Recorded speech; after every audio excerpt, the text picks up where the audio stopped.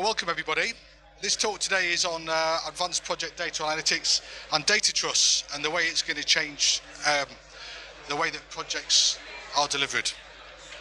So my name is Paver and that's my background. So I'm a project manager by training, a chartered engineer as well, and I've worked on some big projects over the years. I've been the project lead on a $1 billion nuclear project, and I've also been a portfolio lead for a $10 billion information communication technologies portfolio. So I've worked in multiple sectors, and over the last 5 years as well I've really got stuck into data and the way that data is going to start to transform the way that projects are delivered. So let me just explain what the overall issue is and why we need to do this. So this is a slide we got from Crossrail, and they came to our meetup, and some flyers on your seats as well about the meetup, and I'll explain a bit about that shortly. But they presented this slide, and this demonstrates for Crossrail, which is a once-through project. So Crossrail is there to deliver Crossrail. As soon as Crossrail is delivered, it's not called Crossrail anymore, it's called the Elizabeth line. It transfers over to TfL and Rail for London, and then Crossrail just disappears because you don't need Crossrail anymore. So this data, all the data in red, stays with Rail for London because that's used to operate the railway, and the stuff in blue is essentially, it's an exhaust plume of project delivery. So it's the things that come out the back end of a project. And if you think about that data, it's got 26,000 changes in it, and this is from August of 2018, so that number's a lot bigger now. There was £3 billion of risk and contingency money. That's now gone up to at least 6 billion. And if you think now it's an £18.6 billion project, it's 50% of the base cost is on risk and contingency. So there's a lot of data all stored in there that is going to be this exhaust plume of project delivery. We've got the installation reports, observation reports, dashboards, etc. And this is just one project. We've got HS2, we've got Hinkley, we've got loads and loads of projects inside of your organisation. It's probably very similar, is you've got a lot of this data that's coming out of the back of a project. Where does it go? So if you think about the variance, right? So this is independent people who's looking at the Crossrail projects, and these are green, and this is straight out of the Infrastructure Projects Authority, so part of government. They were assessing that project, and they said, everything's fine, everything's fine, everything's fine, everything's fine. There might be a delay. It's not red, they've said there might be a delay. And now we find ourselves with all of this money going up by a considerable margin, and your train line is now very, very late, and you've lost a revenue of about £1 billion in terms of fare revenue. So because of all of this, the credibility of major project delivery starts to get impacted. And that means if we want to do a really exciting and game-changing project, it's going to be harder to get it through because people have not got the confidence in our ability to deliver it. So we need to do something different, right? So what we tend to do, and Crossrail's really good at this, it does a load of work on lessons learned. And if you go to Crossrail Learning Legacy, there's loads and loads of lessons learned on there. And what they do, they take all this complexity here and they boil it down into some statements. And we've been doing that for 40 years. It's an abstraction of all of that complexity. And we had to do that years ago, but we don't need to do that anymore because we've got machines that can help us to do it. So if you look at the lessons learned from the UK continental shelf, that's the North Sea and the oil and gas projects, you'll see in 2011, fewer than 25% of them were delivered on time, with budget increases up to 35%. And the pipeline of projects for the North Sea at the moment is 38 billion. That's in the pipe at the moment. So what we did, we looked into those lessons learned that were coming out of this exhaust plume, and we interviewed 25 people from across the oil and gas sector, Shell, BPs, Synopsis, those sort of people, and we pulled together a report, and that report concluded that this lessons learned process is inconsistent, it's fragmented, and basically we don't do it very well. So if we're not doing it very well, what we're doing to make sure that we don't keep having these big numbers in terms of cost overrun. Why is that? So they've updated the report recently, and the number of projects have really dropped off recently. And instead of having a big platform, it's now something called a subsea tieback. So it's from a well, which then goes up to an existing platform. And delivery performance has now improved significantly, and the cost overspend has improved significantly as well. And part of that is down to the benign conditions of the market. So it's not a very heated market. And also, if you go up to Aberdeen, there's a lot of people out of work. So it's down to market conditions as well. So when the market starts to heat up, which it will do in the next couple of years, we'll start to see those numbers change again. But we don't really understand the dynamics which are associated with this project delivery performance. But we can once we start to drill into the data. So this is a slide I got from Oxford Side Business School, Oxford University basically, and they've done a study of approximately 12,000 projects. So if we think about the projects, if we can take an estimate of the number of projects on budget or better, if you just shout out what you think the percentage is of the number of projects on budget, just an estimate. 0. 5%. Right, it's actually not as bad as you think, it's 47.5%. If we build into that time, it starts to drop down to 7.8%. And if you think about benefits as well, and benefits is not what you get from Social Security, this is benefits about what's in the business case, so what have you committed to deliver, drops down to 0.5%. Right? So if we keep doing projects the way we've always delivered projects, that's the sort of numbers which we get. So it's a cumulative probability. This is some more from their analysis as well. And you'll see there in terms of the frequency of cost overrun, it's significant. And as you start to get down to Olympics and nuclear power projects, you are predetermined to have variance. And that starts to get quite scary if you're starting to invest in these projects. And that starts to put people off. So we invest in less of them, so we get less infrastructure, so we then lose GDP. So I looked into it, I did a lot of research into it, and I worked with a chap called Dr. Stephen Duffield in Australia. And Stephen Duffield got a PhD for 6 years worth of work looking into lessons learned. And we've concluded that it's fundamentally broken. The entire process is fundamentally broken. And there's a QR code there, we can go and download the paper, so it's a journal paper. And we need to do something different. So what we're saying is, instead of doing this thing called lessons learned, let's move to learning from experience. But the problem is with learning from experience, it implies human learning, and that's not what we want. We don't want everybody to know everything about every single project and every single circumstances. That situation is just untenable and it's not viable. So we now need terminology to leveraging experience, and that's where data science starts to come in and machine learning. So fundamentally, as a human being, we understand what your predisposition is to illness. So you can have your DNA test, you can go and see the doctor, you can get your blood pressure taken, and they will say that you've got a certain percentage chance of getting diabetes, of getting a heart attack, etc. We don't do that with projects, with the exception of the previous slide, because we don't have the data set to underpin it. So where we need to be is, can we understand what a predisposition is of a project to variance? Can we predict it? Can we test for it? And can we treat it? So it's evidence-based, and we start to temper against all of that bias that is built into the system. So you'll see from a political perspective, they suppress the true costs of some of these projects because they're trying to get them going. They're trying to create a legacy for themselves as they were the person who got High Speed 2 going or something like that.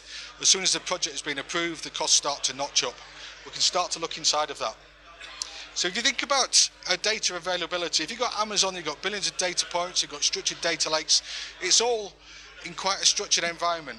If you're in projects, it's not that much data you've got in terms of cost data, schedule data, resourcing data. It's not billions of data points. These things are updated on a weekly, monthly basis. It's a variable quality as well. So we've been working with quite a few companies and we've seen that the quality is not what it should be. You go back and the numbers don't match reality. And that's because we've not got a data culture yet, because people feed the machine.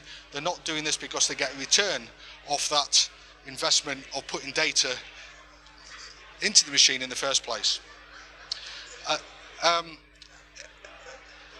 It's an exhaust plume of data, and in most organisations at the moment, the best they're doing is descriptive analytics. So that's reporting and looking backwards, and we need to change that. So a lot of that data is in silos and it's all connected. So this is what brings us on to data trusts. So at the moment you've got your project database, so that'll tell you what the project envelope is, it'll tell you its business case and what the project's trying to do. There's a cost plan, there'll be a schedule, there'll be risks, lessons learned, security, etc, etc, etc. Loads of silos of data. And at the moment, these are in lots of different projects, in different departments, not necessarily connected together, and we definitely don't connect them between organisations. So what we'd like to do is we'd start to pool some of that data. And if we start to pool the data, we get into a situation where we've then got the data volumes that can give us some predictive capabilities. And those predictive capabilities then can tell us what the schedule is going to be, what the cost plan is going to be, what's going to go wrong next week.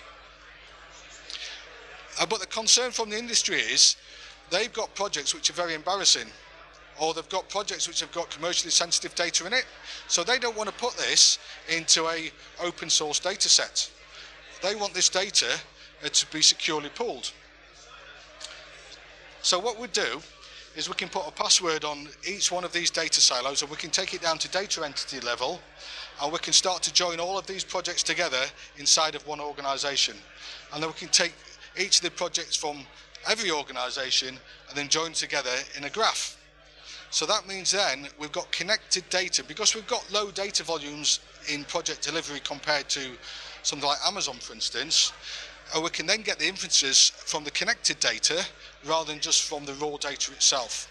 So it's the connections in the data, and we're really bad at that today. So once we get the connections in the data, we can start to move this on.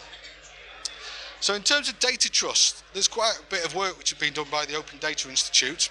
So the Open Data Institute was founded by Sir Tim Berners-Lee and Sir Nigel Shadbolt, and they're doing some great work in trying to challenge this siloed data, and they're trying to open up some of the data.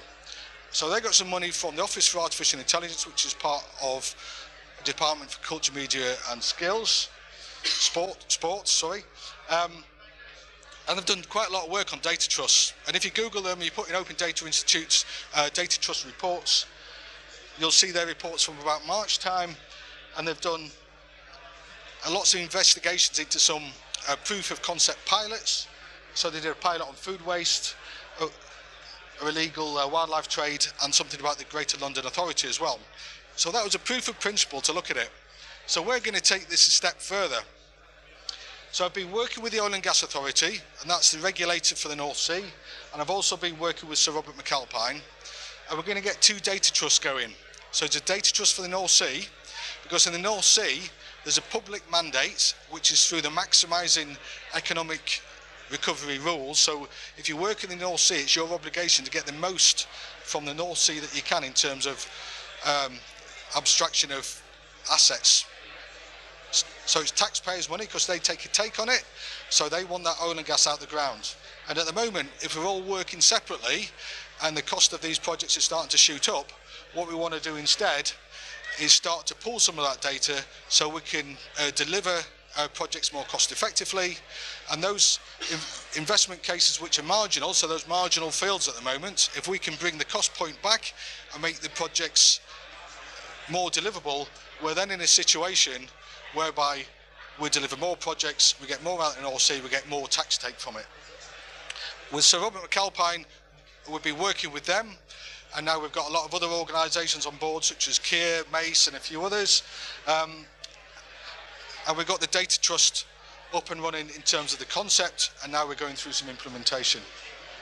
So we've just put in a bid in, and the bid is as part of the Transforming Construction grant with Innovate UK, and that's a £10 million grant, and we're asking for a couple of £1 million worth of that. So it's a 10-member consortium, got 15 letters of support, and we're trying to do this for the greater good of the construction industry. And if we can do this for the greater good of the construction industry, we can then put it into the water sector, the nuclear sector, and sector by sector, and we'll do it globally.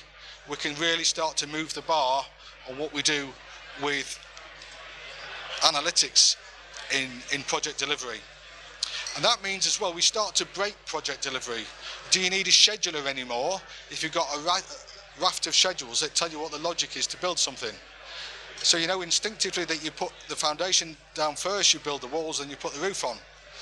You don't necessarily need a planner to tell you that, because it's in all of those schedules that's gone in the past. So we know what the logic is of building a certain type of building. We'd also know for a square metre of concrete, it takes you a certain amount of time to pour it and to prepare it in certain ground conditions. So if you've got all of this data, we can start to use that data to break the way we deliver projects. So what's the prize? Just in the UK alone, in the next 10 years, we've got £600 billion of projects for infrastructure alone. If we start to take into account of that all your individual software projects, your transformation projects inside of your organisations, it starts to go way above £1 trillion. And if we think about productivity, so this is a productivity curve from a government report, you'll see manufacturing's gone up, the rest of the economy has gone up, and construction has largely flatlined. And this is not just about construction. We've been talking about infrastructure projects, but it's not just about construction, it's about the financial sector, it's about the nuclear sector, it's about every single sector which is working in a project-based environment. So it could be data centres, transformational project, all of them need data. But the problem is it's all siloed, it's all stuck away, it's this exhaust plume that comes out of the back of a project, and we're not necessarily using it very well. So what we tend to find is we find organisations trying to solve this problem by working with a software vendor. And it might be somebody like Oracle, or it might be one of the smaller players who's got a software solution. And what that software solution does is it solves one part of that use case. And it might solve it from scheduling or risk management, whatever. There's some platform providers who would join those together, but it still doesn't necessarily join with your logistics systems, your HR systems, your finance systems. So what we should be looking at instead is a join together a data ecosystem, so the common data environment as part of an organisation, and you start to put some software capability over the top of that that joins it together and enables you to extract your intellectual property from that data.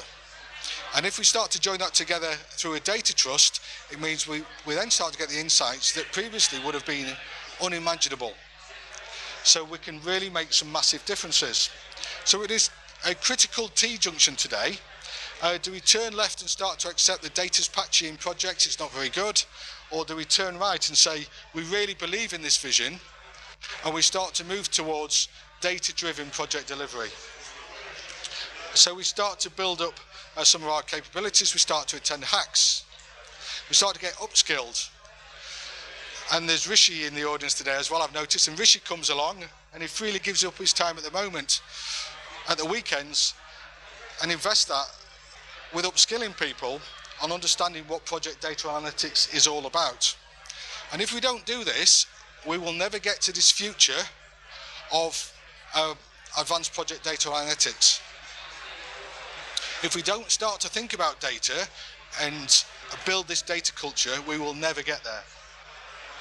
So at the moment, here's some barriers to entry. So it's not on the corporate to-do list. So I go and speak to organisations and they say, I'm busy driving around with square wheels, delivering projects, I can't afford to do this stuff. So there's a lack of a shared vision, and there's a lack of evidence at the moment. And if you've got some evidence of this in other sectors, then we need to bring it into project delivery and start to demonstrate what the value is. And I think that's starting to emerge now. It's starting to come out, and we can start to drive it.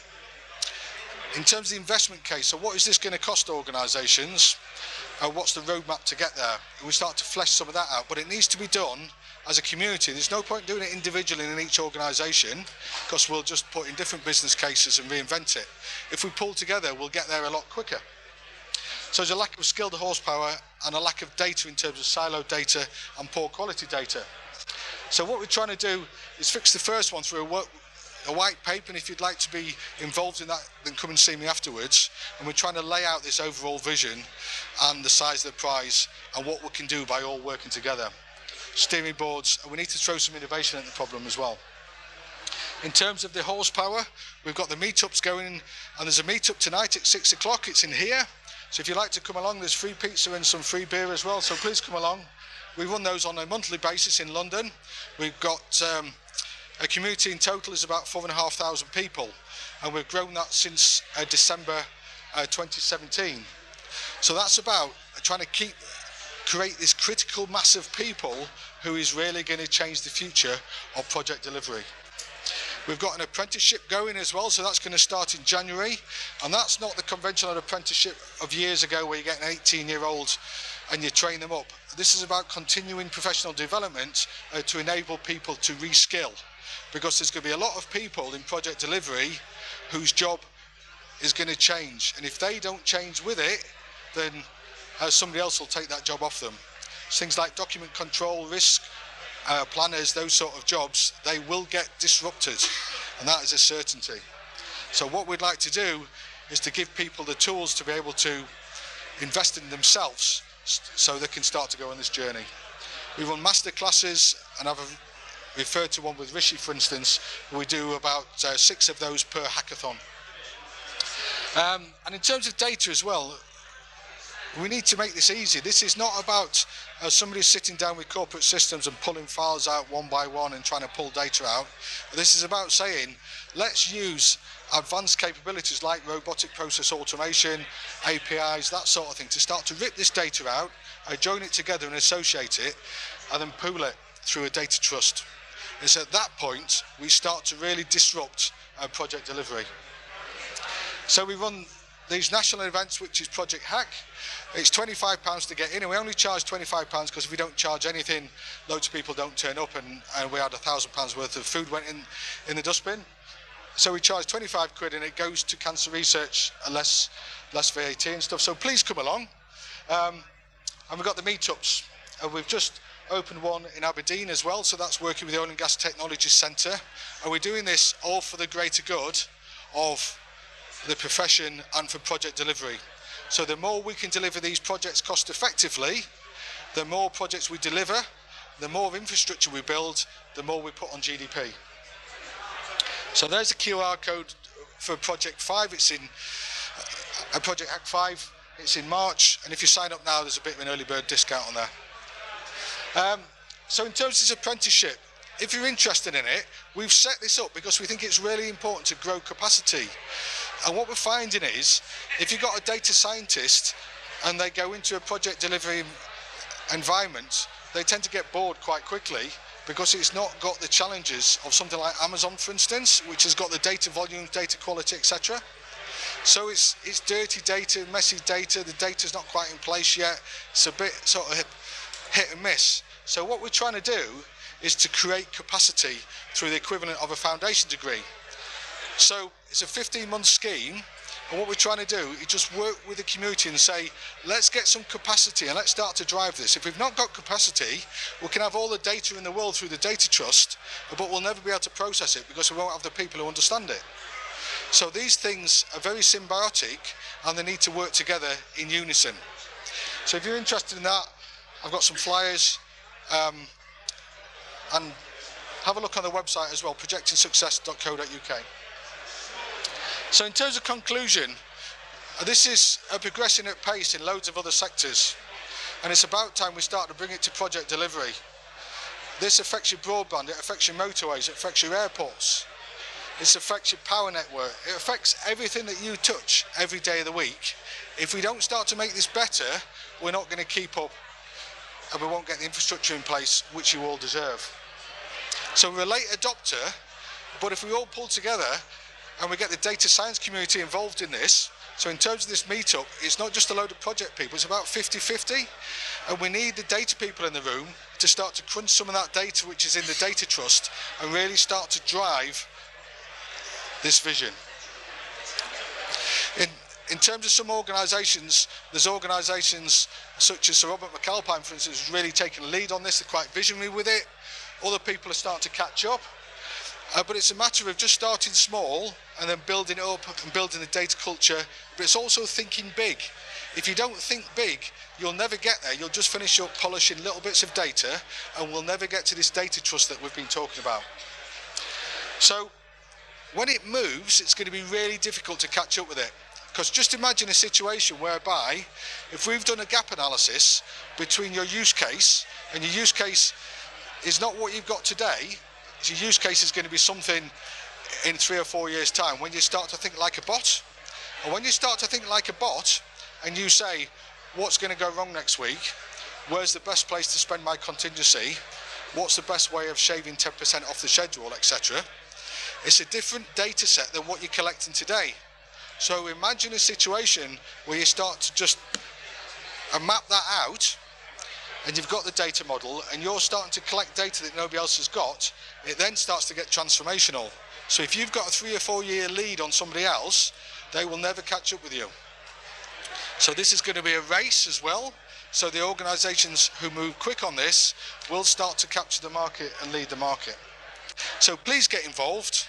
You can make a difference in project delivery. You've seen some of the numbers involved. This is very, very early days in the industry, but when it goes, it's going to go big time, and we are going to really transform an entire profession across multiple sectors. So it's not hype, it's something that's starting to move now.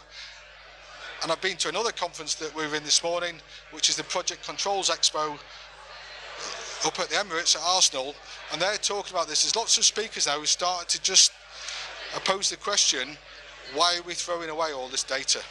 We spend multiple billions of pounds on a project and chuck the data away at the end. It's madness.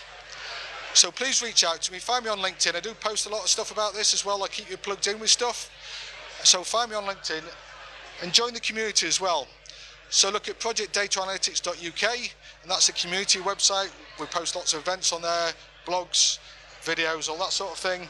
So please come along and get involved and make a difference. So that's it from me. So any questions, anybody? Please. Hi. Data trusts seem really interesting. But my question is, so it seems it's a legal structure to solve something that could have a technical solution. So what is the marginal cost of creating a data trust? And also, how will you ensure that it's democratized, i.e. the small guy isn't left out of a data trust because they don't have credibility? So in terms of the data trust, it's got two parts to it. The first part is working with the data providers, and the data providers won't put their data in if they're not confident that their data is going to be secure and used appropriately. If it finishes up on the front page of the Sunday Times, this trust is no longer trustworthy, it will collapse. Right? So that's the first issue.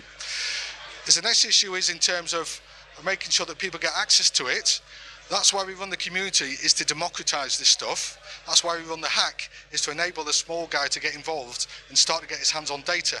So what we'd like to do, and through that proposal we talked about into Innovate UK, is put some incubators in place where we'll say, you can get access to this data, as long as you're going to do it for the right reasons and not do it as a press reporter to go and just screw somebody over. If you're doing it for the right reasons, you'll be able to get access. And what the cost of this thing is, we've looked at the cost of doing it and we've put the proposal in. So there is a cost of it because it needs a massive legal framework to go with it, otherwise organisations won't put the data in. And there's some oil and gas companies who's paranoid about this as well, because if we can find out that they've made a mistake that was predictable, then there's litigation associated with it, right? So there's all sorts of issues that need to be resolved. So we'll do that through the course of this pilot and start to move on. Does that answer your question? Right, thank you. I think I'm being told to finish. If you want to chat me afterwards, then come and see me. I'm around all day, and please come along to the meetup as well. It's at 6 o'clock tonight. It's in this venue, you get free pizza and you get free beer. So if you want to chat, thanks a lot for your time, everybody. I do appreciate it.